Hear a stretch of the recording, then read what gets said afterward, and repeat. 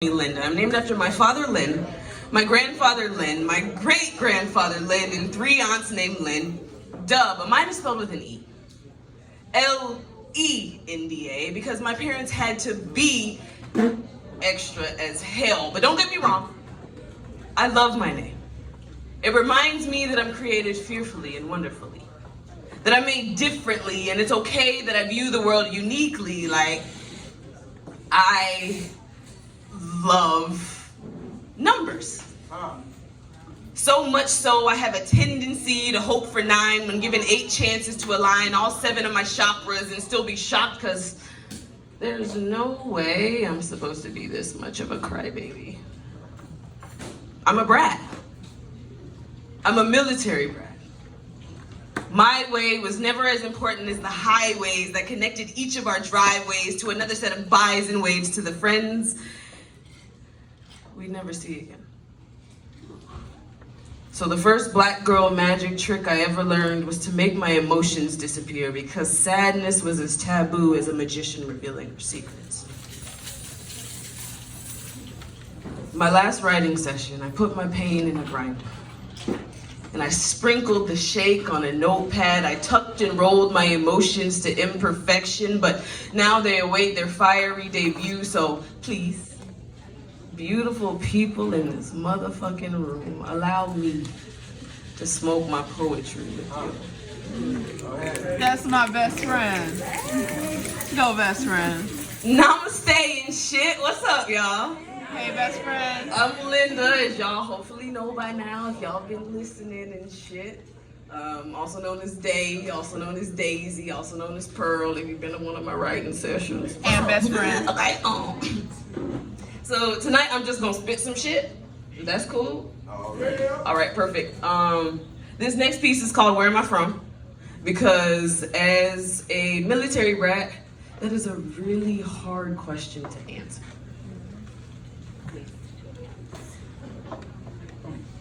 Everybody lay it down. Go on and represent your town. Tell me where you from.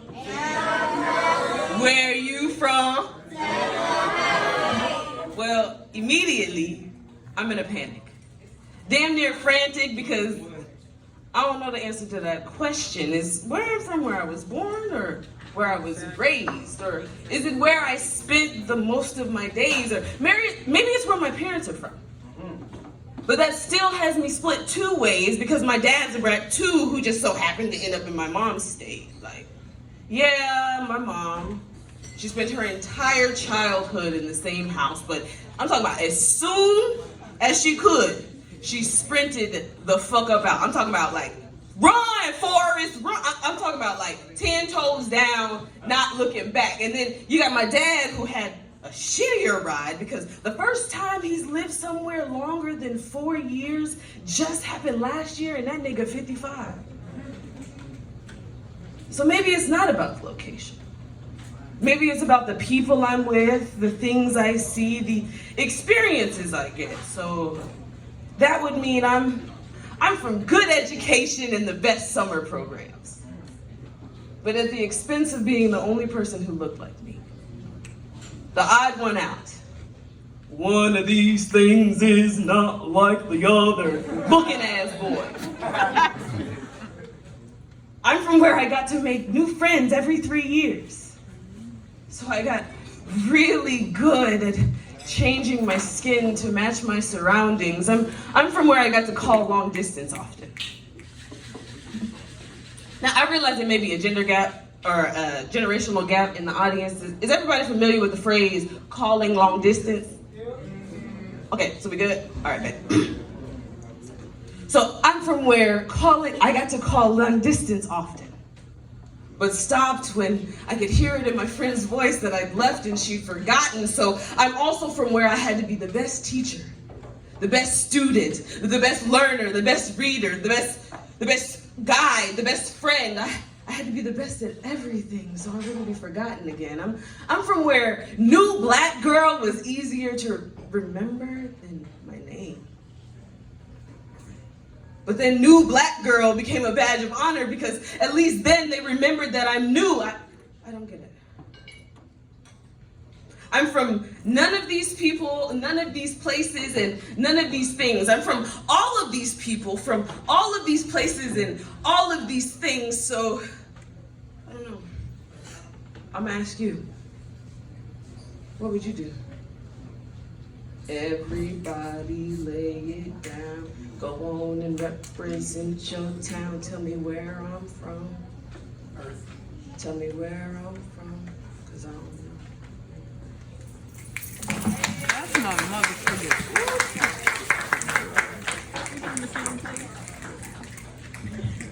Can't get all that shit. That's my best friend. This next piece is one of my favorites because it's about one of my favorite people in the whole wide world. Who love their mama? Everybody just keep walking in the way. Oh, I love to see that. Who love their grandmama? Oh, look at all the OG lovers in the house. Okay. So this next piece is called A Mother's Love. I hope y'all fuck with it.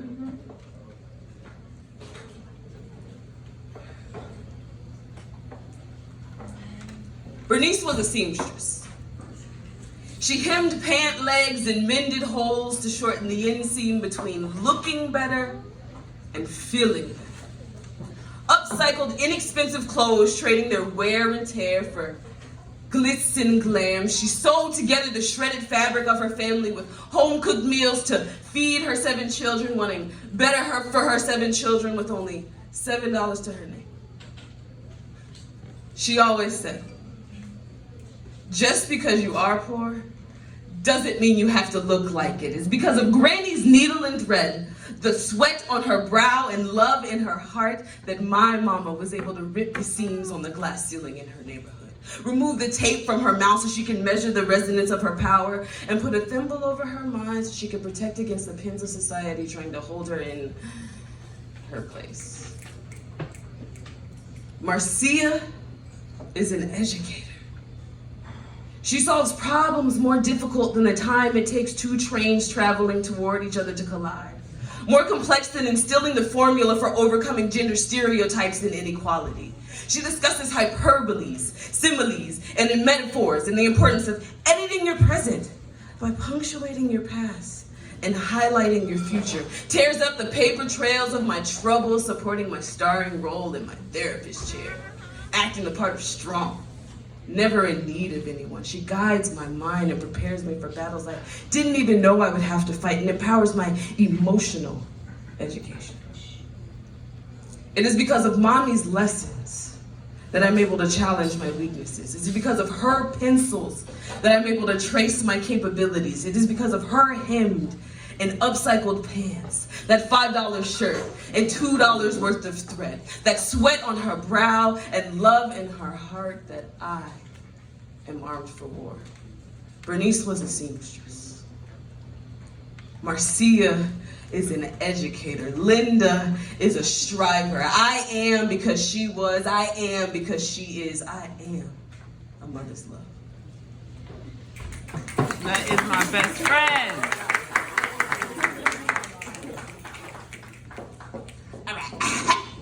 So for this last one, it's some shit I done cooked up for folks who have ever been in love with somebody who wasn't any good for them. Anybody can relate? Okay. You know, it be like that. So, all right, boss, thank you. I appreciate it. Thank you so much.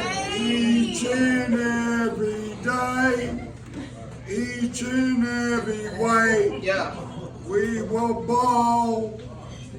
And then we're gonna do what? We ball Till we fall. to All of us. Thank you, boss man. Thank you. Give me a round of applause. Thank you so much. Thank you so much. Come get your please. Thank you. We so mean, eh? You know, we do what we can. We do what we can. Yeah, so like I said, this next piece is something I cooked up for people who have never been been in love with people who is not good for them. It is gender specific, but it applies to, I'm gonna say both genders, but you know that we got all the gray stuff in between and the stuff all on the outskirts and shit. So it applies to both genders. All right.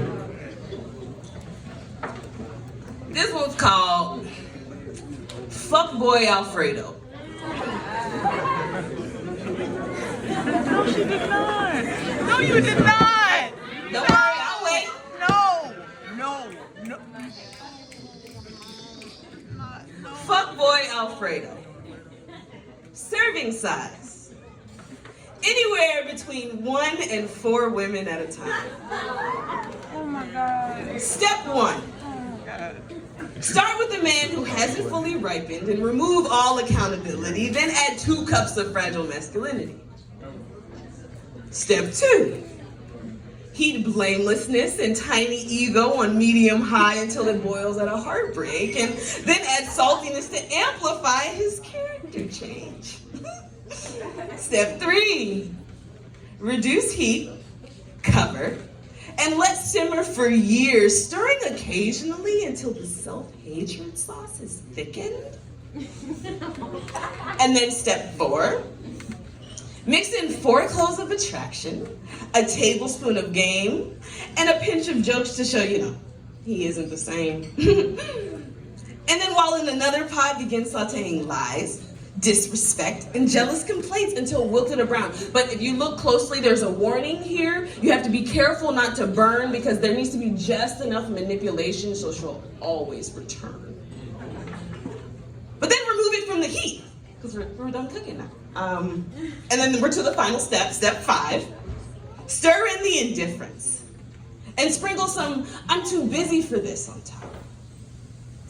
And finish it off with a couple of garnishes of "baby, I promise I'll stop." And you gotta make sure you serve it while hot.